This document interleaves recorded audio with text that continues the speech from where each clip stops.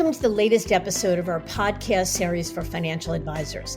Today's episode is How to Navigate the Emotional Roller Coaster Ride of a Transition. It's a special industry update with my partner, Louis Diamond. I'm Mindy Diamond, and this is Mindy Diamond on Independence.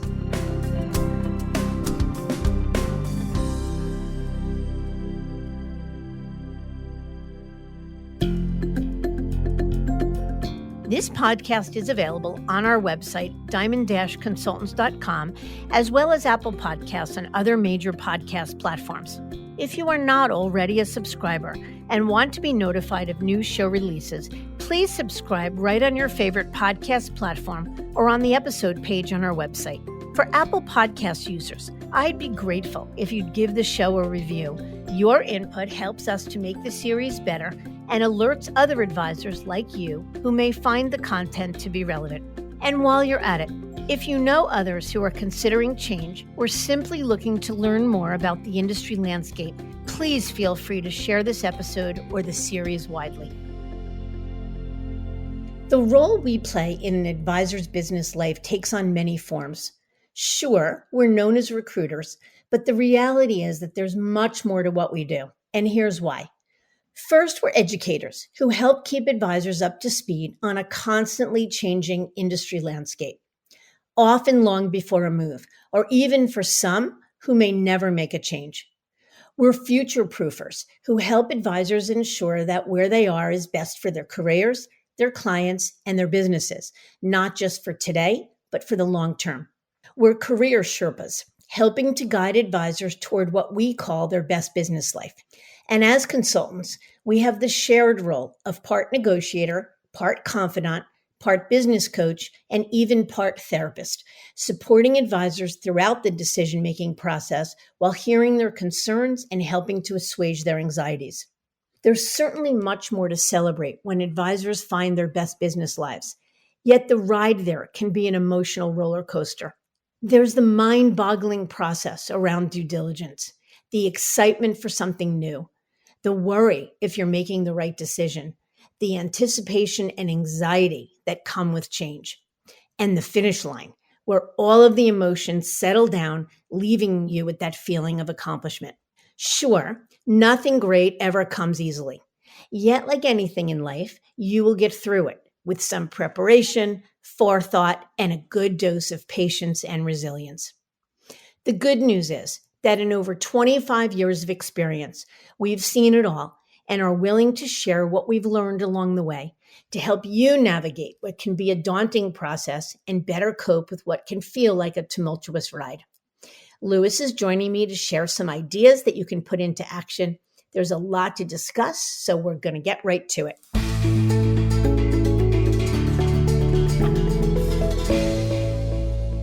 Louis, welcome. I'm so glad you're joining me today. Yeah, I'm excited. This is a fun topic. It is. So I'm going to turn it over to you to kick it off. Why are we calling this an emotional roller coaster? Yeah, so transitions in general have an overall negative connotation with advisors, and honestly, rightfully so. A lot of folks focus on the work and the risk and the anxiety around it, but the reality is there are a lot of really high points, so we'll call it the climax of a roller coaster ride. There's also a lot of low points or points where the emotions are really whipsawing back and forth. So I think the point is a transition doesn't have to be all negative. It's certainly not all positive. And it's about navigating the ups and downs and doing it with confidence and with a lot of preparation and forethought. Mindy, to level set, why don't we talk a bit about the different phases of a due diligence and transition process and what the typical emotions are like with each? You got it. Love it. So I'll take number one.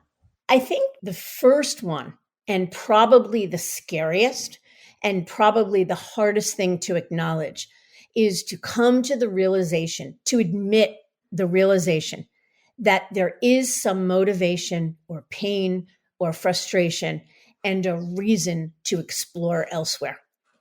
What we find is that advisors live in a state of sometimes inertia, and most of the time more than good enough, because it is more than good enough, because they're busy, because they're productive, because they're making good money, because they're doing good things for clients.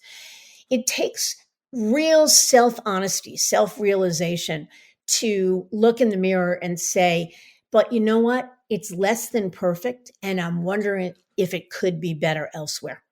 So the anxiety that and the fear that comes along with admitting it may be time to explore other options can be huge. So, Lewis, what comes next? The second step in the due diligence process is education and just understanding what else is out there.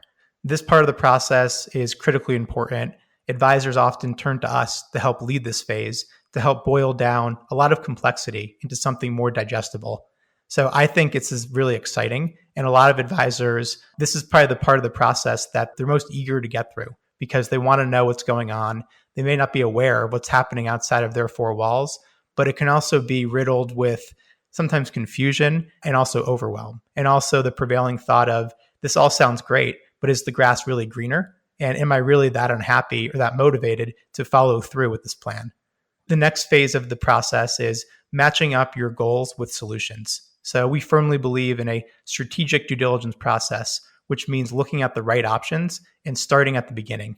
So whether you're working with folks like us or doing it on your own, matching up your goals, your must-haves, your red line issues, the most important things that you want to accomplish in a move, and matching that up with all the different options that are out there. I also think this can be an exciting part of the process. And this one's probably where I would say most of the positives of a transition are. This is probably a high point if we're keeping with the roller coaster analogy, because people get to hear about where else can my business fit and really getting excited about, okay, we just talked about 30 different things. What are the top 3 or 4 options? So I think this part is probably all good, all positive. It hasn't really gotten real yet. But the next phase is actually getting in the weeds. It's vetting options, comparing them against each other, getting through technology demos and getting questions answered about platforms, home office visits, and really sitting back and saying, okay, I started with 4 firms or 5 firms. Let's get it down to 2.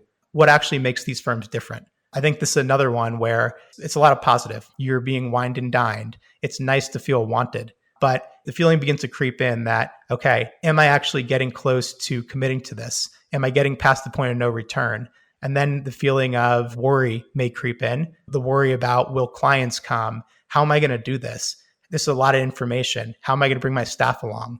So I think this is it's a very important part of the process to take a step back, vet options and compare them, and then ultimately make a decision. So I'll turn it over to you, Mindy, to go through the next couple. I do want to say one thing. I think that one of the most important things I think we say to advisors that we're fortunate enough to counsel is that just because you decide to explore options doesn't necessarily mean you are going to move.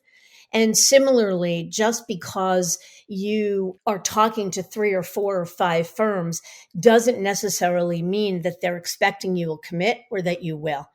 And I think somehow giving yourself permission to acknowledge the reality that you may not be 100% happy and acknowledge the reality that, wow, there really could be some options that are better, and holding yourself to the theory of is a new option better enough, which is something we talk about here a lot. I think it gives you permission then to separate the exploration from the commitment. And in doing so, I think it takes some of the overwhelm away that all I'm doing is looking. I'm not necessarily making a move.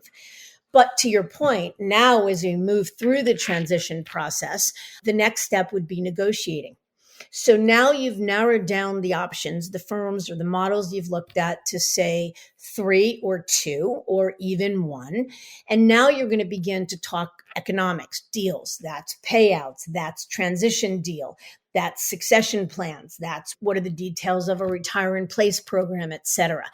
And a lot of times that can be both scary, certainly exhilarating, because you begin to see that the economics, you wouldn't make a move if the economics weren't sexy enough, if you weren't going to get a good enough deal. And so it's exciting to know that firms want you, that they're willing to put real money, what can be life-changing money, in front of you. But again, also a little scary, because I think that the biggest thing that comes up in all of this for advisors is that feeling of disloyalty. Lewis, what do you think about that? Yeah, no, I think that's right. And it's not just disloyalty, but it's also the fear of getting found out. So you've been loyal to your firm for 20 years. You've never thought about leaving. Now, all of a sudden, you're taking meetings, you're out of the office, you're doing technology demonstrations, maybe at your desk, hopefully at home. And everyone's heard horror stories of what happens if Jimmy got found out. So I think throughout all of this, it's not just the feeling of disloyalty, having your feet in both lands. On one hand, you have to stay loyal to your firm and continue on with your client work without your clients knowing what's going on, but you're also living a double life. There's nothing wrong with preparing to compete. That's what an attorney would tell you, but it still feels scary to live this cloak and dagger lifestyle while you're trying to figure out if is there a better place for the business, and if so, what's the best option? Yeah, I agree. And plain and simple, is it disloyal to want to explore options? I think we would say it's not disloyal to explore options. In fact, we think it's an imperative. We think that if an advisor is considering themselves a fiduciary, then one of the things they need to make sure that they get right for their clients is the firm at which they practice and access to best in class without limitation everything, a best in class platform and technology. And so if going out and exploring either helps an advisor to confirm that they are in the right place or that there is grass greener, either solution makes them a fiduciary. So we don't think it's disloyal, and it's because that's probably that feeling of disloyalty that I'm doing something wrong or guilt comes up a lot. I think it was worth discussing. But the next step is really, so after you've done the vetting, you've gone through the platform analysis, you've done the negotiations, so you understand what the economics are. The next step is to make a decision. And that's scary and often leads to inertia. We work with so many advisors that get through those first 5 or 6 steps easily in rapid succession and get to the decision-making step and go dark. And not intentionally, not that they're looking to be a jerk, not that they can't make a decision or that they're indecisive, but just because it's scary. Yeah, I think that's right. The other thing I would add is a lot of times advisors have 2 or 3 really good options. They really like the people that they're dealing with on the other side of the table, and they actually see more than one option, which is a great thing, where they can be happy. I think that's the best possible outcome. It gives you the most amount of, we'll say, leverage in a negotiation if you have more than one really good option. And you never want to just settle because it's the only option that's available. So I think actually getting down to I have 2 places I can see myself is great. That's important and it's impactful, but it can also lead to analysis paralysis. There's only so many spreadsheets you can make and people you can talk to before you really got to trust your gut and make a decision, and not wanting to have buyer's remorse in taking the wrong deal or going to the wrong firm or thinking that another option might come up. What happens then? This is where it really becomes real. And you also have to contend with probably upsetting someone. So you've developed relationships with the manager, the business development officer, the recruiter on the other end. And ultimately, there's only going to be one option, if any. So you're going to have to let someone down. In the years that you've been doing this, is there ever a time, have you ever seen an advisor where it was just so clear cut that they weren't scared at all? Absolutely. No doubt about it. I would say that normally it is fairly clear cut. Either there's been a leading horse throughout the race and now it's been validated, or sometimes the decision is, do I want to be independent or not? I've actually found when advisors are going independent or thinking about going independent, they tend to be the clearest about what the decision is because they are giving up the most as far as the short term economics.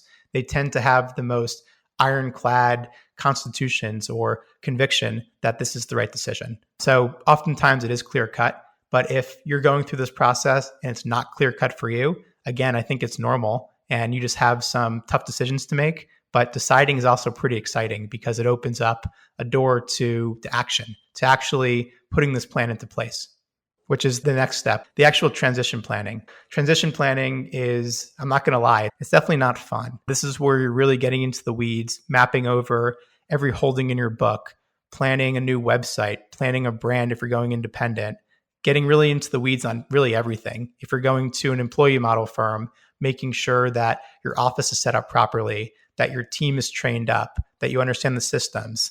And then for independents, of course, aside from branding and marketing, it's getting office space and negotiating leases, potentially launching a Form ADV with the SEC, getting partnership documents in place. There's a lot that goes into transition planning. So I would say this phase is marked with overwhelm, the feeling of there's so much to do. How am I going to get it done? But I think if you think about it on the positive side, you're getting one step closer to actually putting this plan that you've been working on for so long into action. And there's really no replacement for transition planning. The more work you put into this phase, the better the outcome is going to be. And you'll never be able to plan for everything. But if you think about just what are the actions I can take, what can I can control, transition planning can actually be a pretty enlightening and fun exercise. But I would say most folks feel overwhelmed and beginning to feel a little bit scared because you're that much closer to the next phase, which is actually doing this, handing in the resignation letter, turning over your protocol spreadsheet. If you're part of a protocol firm, this is where you're actually calling the clients. You're pitching them on the new firm. You're trying to retain everyone that you built a career trying to bring in. It's all the paperwork. It's all the work. And that's the last phase, which is the real work. So this is the weeks or days of working really late, of folks turning you down who you thought would come, people surprising you who you didn't think would come. And really, it's a process of rebuilding the business that you spent a career building in a new environment. So a lot of emotions here because you have exhaustion, you have overwork, overwhelm, you have I would say the jubilation of something new, something exciting, of people telling you, of course I would move with you. You've added so much value in my life. So it's a real whirlwind of emotions on this final phase. Yeah, I couldn't agree with you more. And I think if you've done your due diligence the right way and you were clear from the start about what your true north was, what you were looking to accomplish, and you made your decision with the notion of, is this move as a whole going to allow me to move the needle more than marginally? Then you've done good due diligence. And at that point, it's just time to trust it.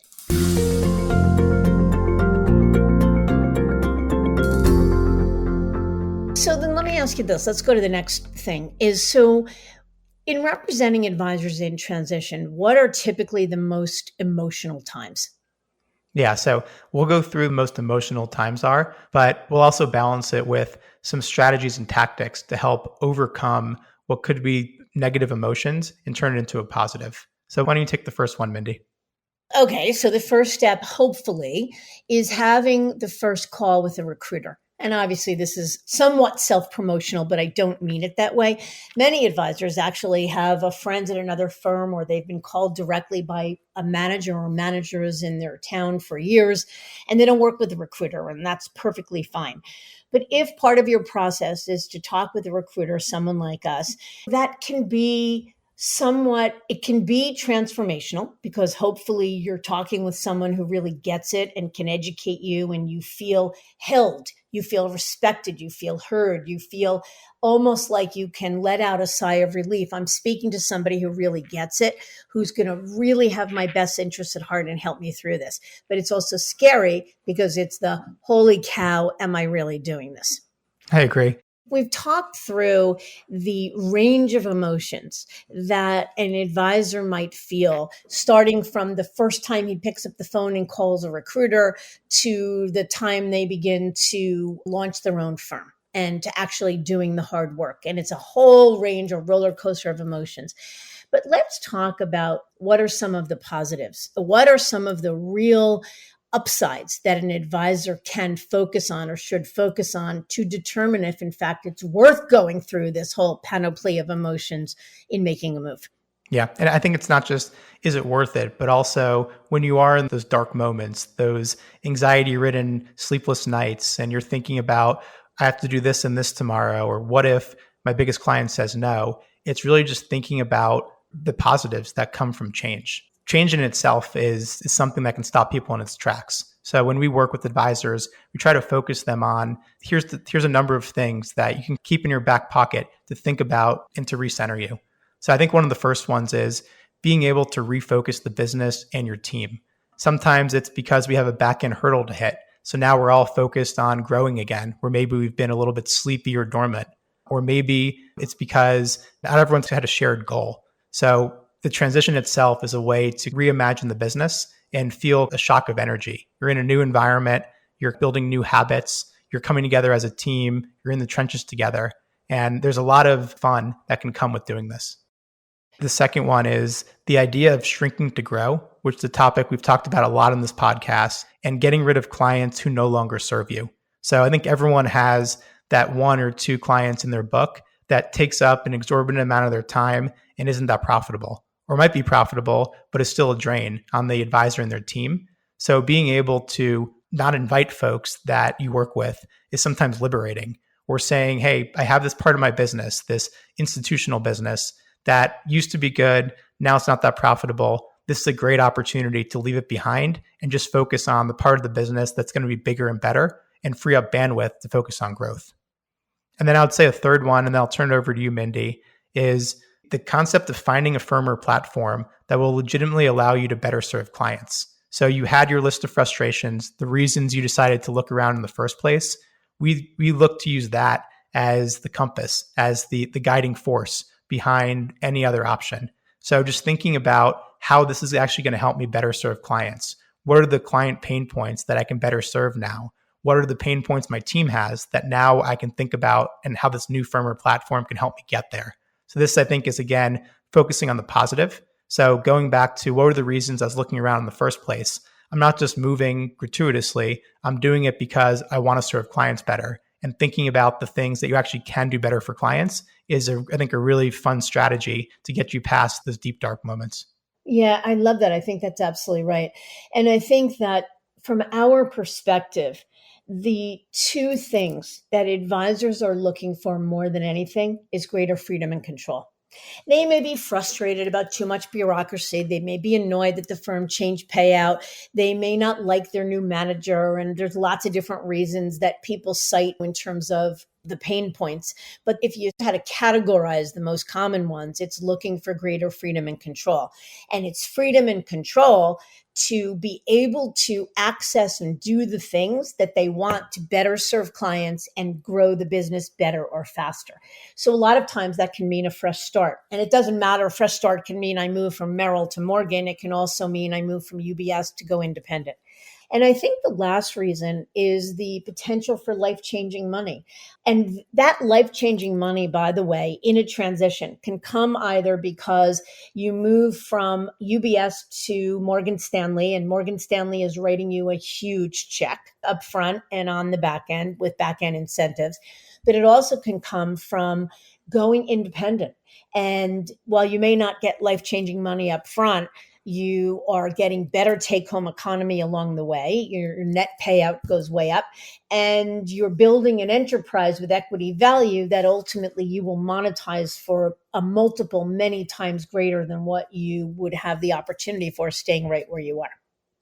So maybe to make some of this tangible, let's share a couple of anecdotes. You'll do one and I can do one from people we've worked with who actually viewed the transition as an opportunity and a positive rather than focusing on the negatives. Do you want to go first? Yeah, I have, I think, the very best anecdote for this one, and I'm excited to talk about it. A prior podcast guest of ours was Jerry Davidsey, who launched Priscillian Private Wealth during the pandemic. Jerry was a lifer at Merrill and launched his RIA in order to better serve clients. Throughout the entire process, though, Jerry was always delightful. He was always really excited about the process. He never was afraid of the work. And I remember talking to him maybe a week before the move and just checking in on him. Like, how are you feeling? Are you sleeping well? Are you worried? Are you anxious? And he was just like, no, like, we did the hard work. We put in the preparation, and now it's really time to execute on the plan. I'm actually really excited for the transition because I know I'm doing this for the right reasons. I know it's the right decision, and I know I will be 20 steps ahead from where I am today. So look, we know it's going to be a lot of work, but the work is worth it. We're building to become business owners. We're going to own our future, own everything we're doing. And we actually look at all of this as being a transformative experience. I love that because usually the answer the week before the move is, oh my God, can't believe we're doing this. If you were here right now, I'd slug you in the face for making me go through with this, or I'm so overwhelmed, or XYZ isn't done. But I think just taking Jerry's example is very instructive. It's, again, let's look at the positives, accept the things that are going to be challenging, but doing it for the right reasons and just having so much conviction that it's the right move that you're willing to just be really optimistic. And I think that drove Jerry. I mean, he had over 95% of his clients over extremely quickly. He's well over 100% portability today, and he's grown the business far faster as an independent than he could have ever at Merrill. So clearly that optimism was reason to celebrate. Yeah. And the buzzword there is clarity. Jerry had clarity on what his true north was, what success looked like. And with that in his back pocket, after having done good, smart due diligence, he was able to feel confident even the day before the move, which is usually the most terrifying day, that he was doing the right thing. So in preparing for this podcast, you and I talked that you would give an anecdote and I would give an anecdote. And after 25 years of counseling advisors, I probably have 1,000 anecdotes. But here's the thing. Rather than sharing just one, I can tell you that most advisors I've represented were never 100% positive. I think that Jerry's experience is more the exception than the rule.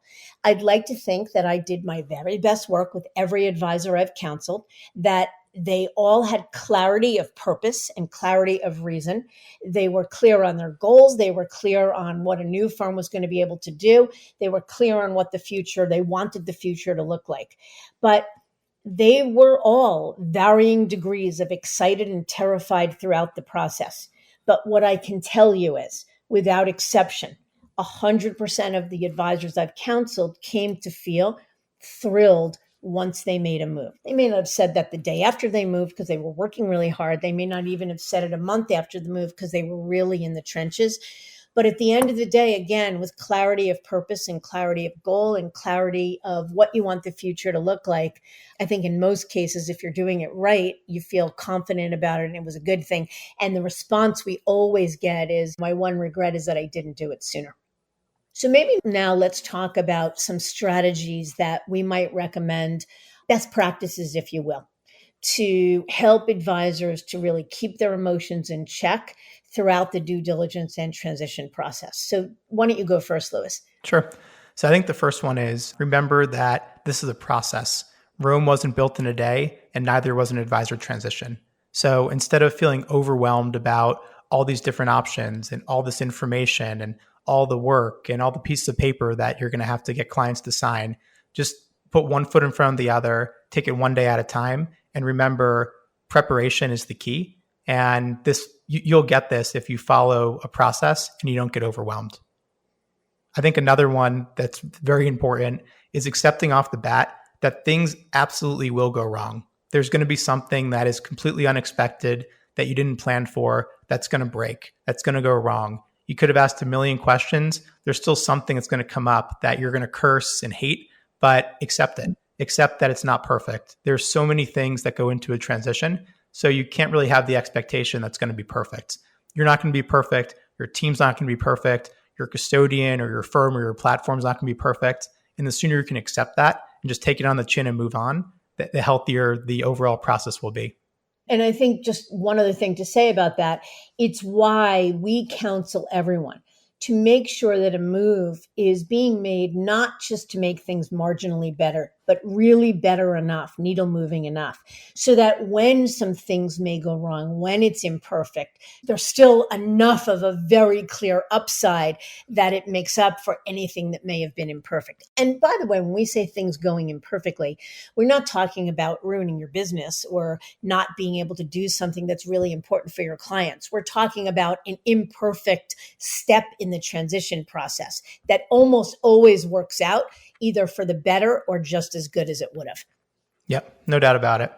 Yeah, I think another tactic that's worth mentioning is, and I said this, it's a process. Rome wasn't built in a day, but that there's also no substitute for preparation. Ask the tough questions, take time to demo systems, get your staff trained up on them ahead of time, know who the escalation points are at a firm. And I think the more you feel prepared, the more you feel like you're in control. And again, the more work you put into this, the investment's going to be worth it because the transition is going to be a little bit easier and you can avoid some of the unexpected surprises. Yeah. I think the next one is to really remember that transitions are not just transitions for you, the advisor, but for your clients as well. And so it's really critical to think empathetically about the fact that they're caught off guard. Not only they may feel a little, their pride may be wounded or hurt that they didn't know about it beforehand because you weren't able to share the news with them beforehand, but also the fact they're caught off guard. They haven't had a chance to think about it for the past 6 months or a year like you did. And they may be overwhelmed and be on that roller coaster of emotions, seeing the negatives or the overwhelm. And it's very important, really important, that you're able to demonstrate what's in it for them, that you made this move for their benefit to make their life better, and to tell them specifically how you are going to do so. I think as part of that, it's critically important that you set expectations for your clients about the process and how it's going to work so that yes, it's overwhelming. There's 5 things that need to happen. This paperwork needs to be signed, etc. But again, the more you communicate, the more you share with them in advance, the better they will feel about it. Let me ask you, Lewis, how about expectations for one's team? Yeah, I think this goes hand in hand with expectations for clients. And just something to elaborate on setting expectations for clients. We've seen things like a video announcing the launch or a webinar talking about the process as being a really efficient way to communicate to clients what's going to happen. Hey, I'm going to be busy. I promise I or someone on the team will call you. We have a lot going on right now. This is the process. Someone will reach out. Someone will send you paperwork. You'll send it back. It's going to take X days to complete. These are the forms that have to be done. The more you can just share with clients that this is normal and to even just be honest with them, look, it's not going to be perfect. We apologize in advance. I think it saves the advisor from a lot of panic phone calls and buys them a little bit more time to focus on convincing clients that are holdouts and focusing on getting everything in place in an efficient way. And the same goes for the team. Up front, letting the team know, I'm leaning on you. This is going to be a lot of work. It's going to be the toughest thing our team has done together, but we're doing this for the right reasons. So I apologize in advance. The next month is going to suck. You're going to see me more than you see your wife. You're going to see me more than you see your kids, but it's okay.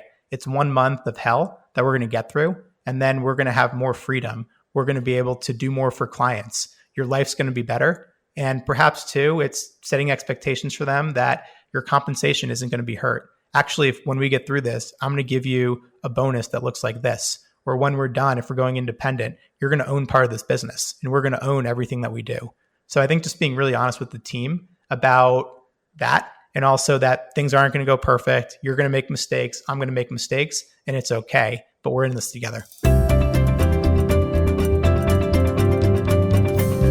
I think the bottom line is it's eye on the prize. Those are the words that really wrap this episode up most. That if you've done the right due diligence, and again, you're clear on the whys and the hows, and another firm or model has really demonstrated to you that there's enough of an upside to solve for the things that are most important to you, and of course, to replicate the things that you loved from your old firm, then I think it's easier to move through the process with confidence.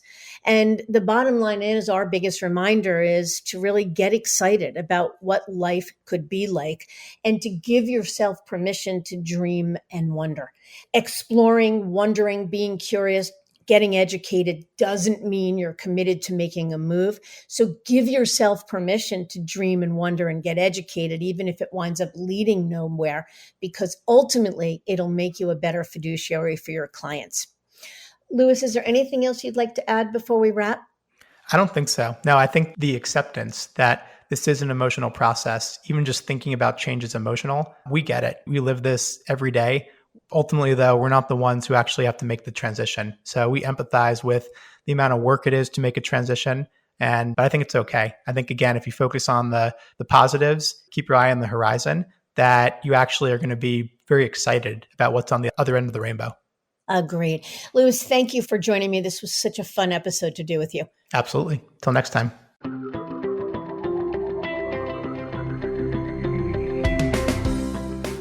Thank you for listening. Feel free to email or call me if you have specific questions. I can be reached by cell at 973-476-8255. 8578 or by email at mdiamond@diamond-consultants.com. And be sure to visit our website, diamond-consultants.com, and click on the Tools and Resources link for valuable content. You'll also find a link to subscribe for regular updates to the series.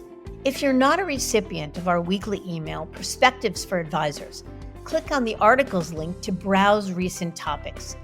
These written pieces are an ideal way to stay informed about what's going on in the wealth management space without expending the energy that full-on exploration requires. Please note that all requests are handled with complete discretion and confidentiality. And keep in mind that our services are available without cost to the advisor. See our website for more information. And again, if you enjoyed this episode, feel free to share it with a colleague who might benefit from its content. If you're listening on the Apple Podcasts app, I'd be grateful if you gave it a star rating and a review. That will let other advisors know it's a show worth their time to listen to. This is Mindy Diamond on Independence.